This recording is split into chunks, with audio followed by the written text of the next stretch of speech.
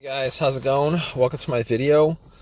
All right, so I just want to throw out a little fix out there for you guys. If you guys are in this situation, I know you guys are looking for quick fixes, and hopefully this will help you guys out. You guys have the same situation as I did a couple days ago.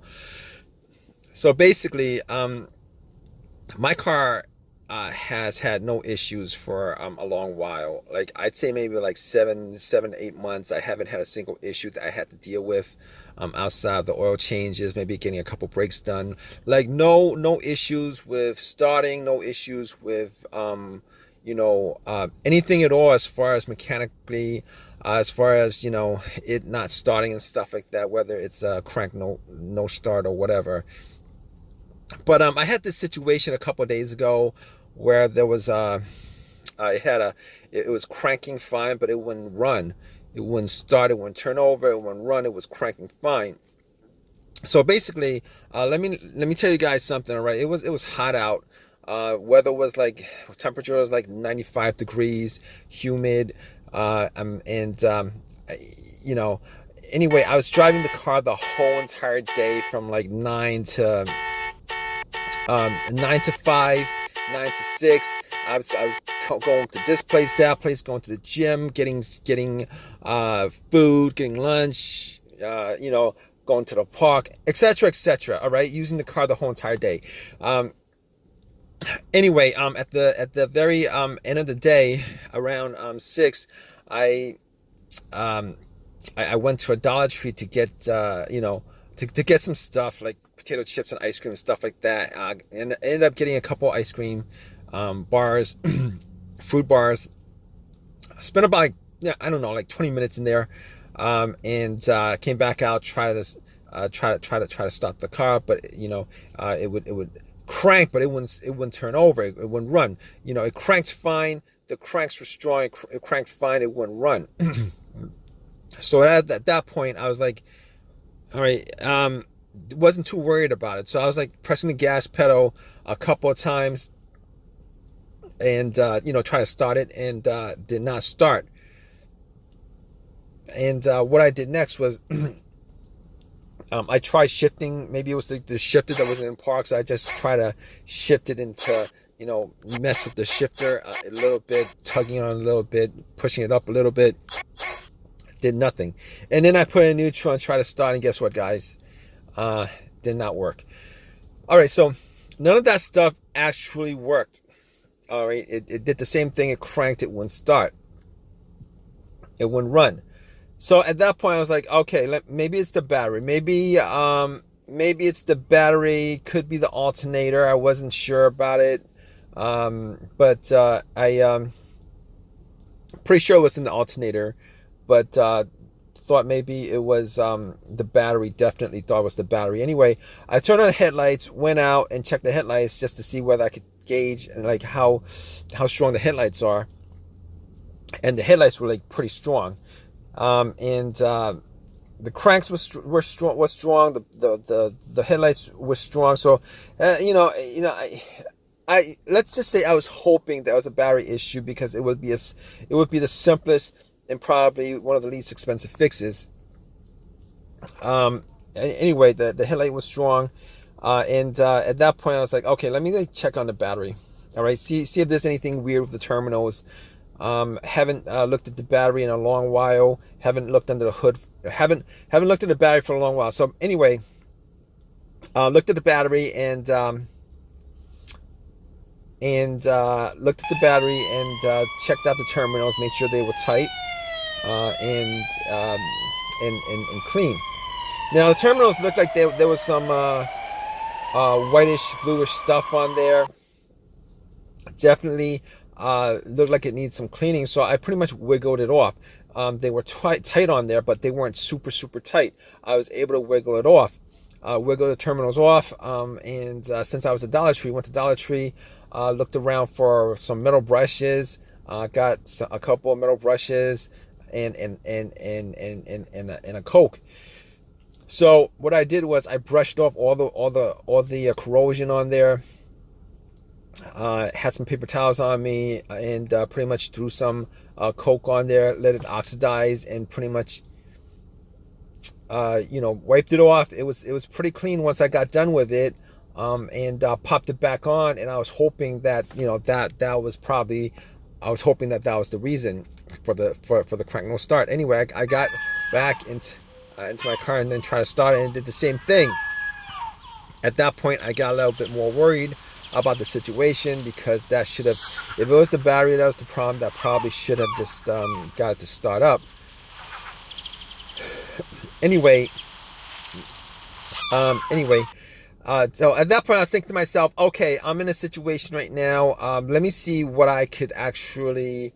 I'm gonna get like a jumper, a power pack that I have bought from Walmart maybe a couple months ago, just in case of situations like this, where if my battery had issues or it died, I would be able to jump start it. The power pack was at 75%. I popped it on, tried to start it, and it would not run at all. So at that point, I could 100% rule out the battery, because that would have at least started. But I could rule out the battery. I didn't think it was the alternator, but if it was the alternator, if it was like the battery being low because of the alternator, for whatever reason, I would be able to maybe like jump the car, and then it would start up, and then once I take the power boost off, the booster pack off, it would just die out, and that would be the test for the alternator. But I never thought it was the alternator to begin with. But I ruled that out, well before any of this stuff, because the alternator, normally when the alternator dies, it dies while the engine is running. Anyway, so basically I was like, okay, I can rule those two things out 100%. Let me see what else I can rule out, because this is, I'm troubleshooting, I'm diagnosing. So I'm looking at the terminals. I'm like, maybe the ground wire is causing this a weak maybe the ground wire is causing like a weak connection. Maybe the ground wire is the weakest link. So I was looking at the negative cable, which is the main ground wire to the car, to any car actually. So I was looking and it's always connected to the frame of the car in one way or another.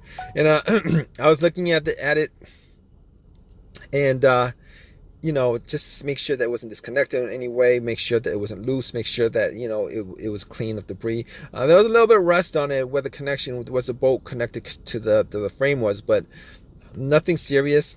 And I didn't think that would have been the cause of it. So I immediately ruled out the ground wire. So I ruled out all those things off the bat. Guys, in this situation, you guys want to just diagnose and just go down a list of troubleshooting steps. Just keep on troubleshooting like I did. All right, just rule that out. I mean, that's all cleared. Rule that out.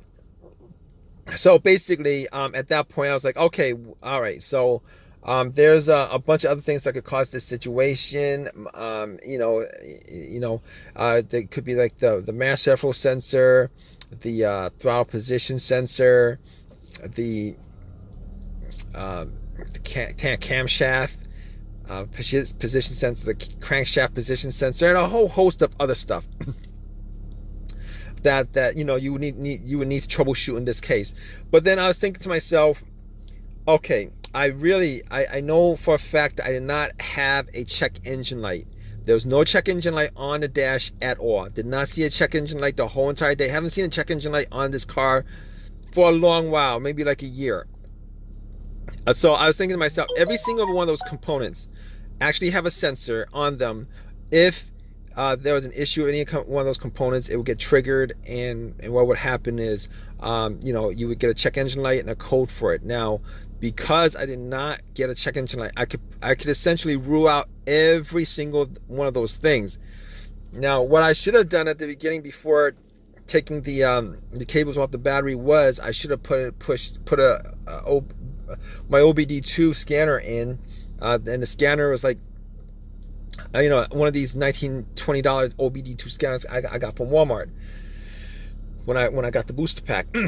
But regardless, I know like 99% of the time when any of those components go out with a sensor, if any of those components go out, you can be sure that the check engine light would be on well before it just fails immediately. So I was thinking to myself, there was no check engine light.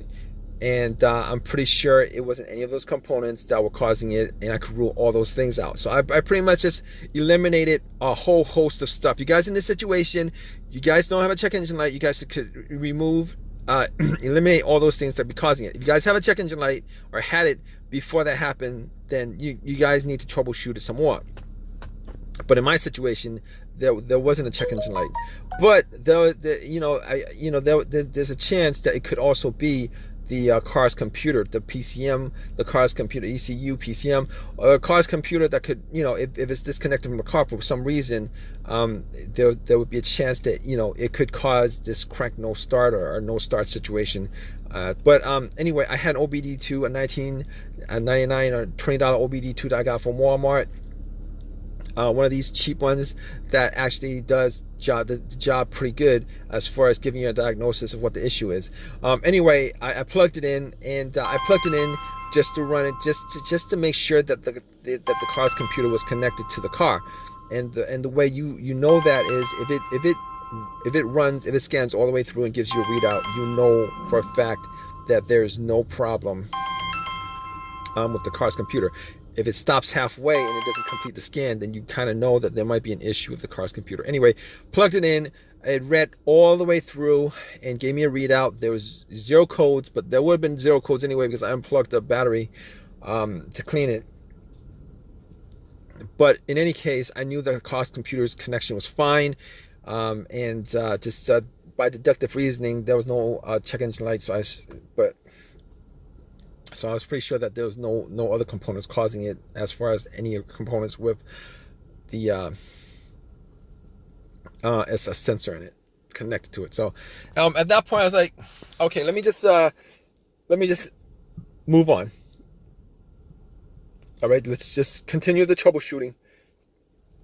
It could be it could possibly have been a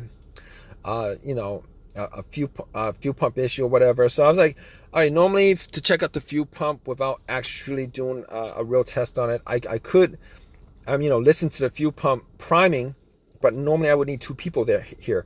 One to listen to where the gas cap is. You take off the gas cap and listen to where where you normally fill up the gas, and then somebody just turn the car ignition to the on position. You could hear a whizzing sound.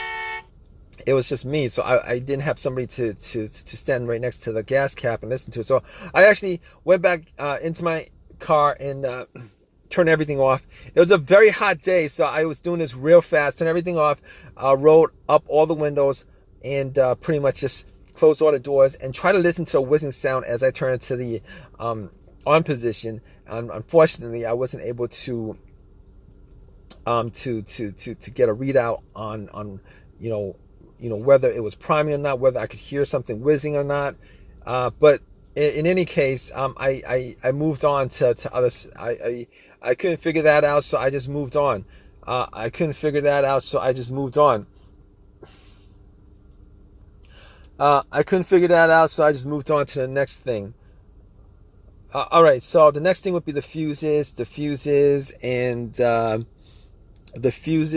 relays. So I looked at the fuses, and the fuses looked like they were, I looked at the fuses just to see whether there was any kind of, seeing the fuses whether there were. Man, I can't talk right now. Anyway, I was checking the fuses to see whether there was any kind of discoloration on the fuse, the top of the fuse and stuff like that, whether there was a burnt smell, whether I could see any kind of discoloration. And I couldn't see any discoloration. I couldn't make anything of it. I didn't have a fuse tester on me, and couldn't really test them out 100%, but I was pretty sure there was no problem with the fuses. So I was thinking to myself, let me just check out the relays, see what the deal with the relays is. And it could be a fuel pump relay. I looked for the fuel pump relay, and what I did was I took it out, cleaned it, popped it back in, tried to start it. It didn't do anything. It did the same thing. It would crank and nothing after that. So I was like, okay, let me see if I could swap out the relays. So I looked for another relay that was, had the same stats, I didn't have the same wattage, and not the same wattage, but a similar relay with the same labeling and stuff like that. So what I did was I actually took out that relay, swapped it for and went back and tried to start it. And guess what, guys? Bam! There's your fix right there. Bam! That's your fix. It started right away. I started like 3 or 4 times. It started right away. I haven't had a problem since. I drove it to AutoZone, swapped out the relay, and haven't had a single problem since. So just to cut this long story short, and you guys could go, hopefully it'll work out for you guys too, as far as this similar situation with this crank no start situation.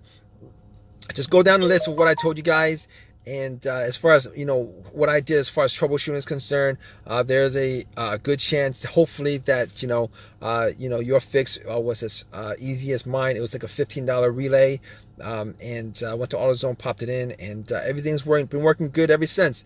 All right, guys. So let me just let you guys go. And if you guys have a comment, please leave a comment in the comment section. Please subscribe. Please give me a thumbs up. And hope this has helped you guys out somewhere. All right, guys, take care.